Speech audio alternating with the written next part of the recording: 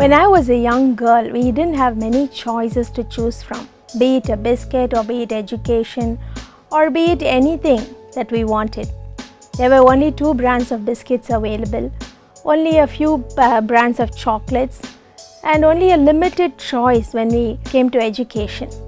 But now, as the days have gone by, the years have passed, man is spoiled for choices. When we go to a department store and we look at the biscuits or the candy section, we do not know what to choose from. There are so many.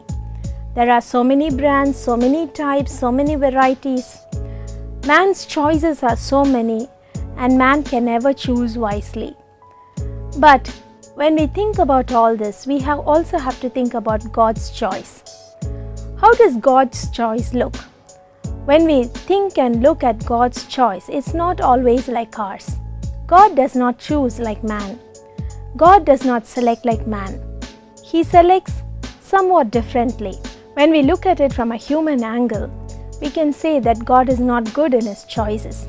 Because look at the people that he chose for doing his work, for his ministry, for being a king, for being a prophet. Moses was a murderer. Gideon was a coward. Jacob was a cheat. Paul was an ideological, cruel man. Peter was short-tempered. Ruth was a Moabite woman, widow, which was outcast. Bathsheba was another man's wife. Rahab was a prostitute. This was God's choice. How come he chooses the people who are despised, who are outcast, who are weak, who are not strong morally, who are not wise? How come God chooses like this? Sometimes we might think, why are you doing this, Lord? What is your point? The point is that he chooses the despised, he chooses the weak, he chooses the outcast, and he molds them, he reshapes them, he makes them and forms them in his crucible to be powerful weapons in his hand. That is God's choice. The Bible says in 1 Corinthians 1:27, he chooses the foolish of the world to shame the wise. He chooses the weak of this world to shame the strong. Yes, you must be his choice.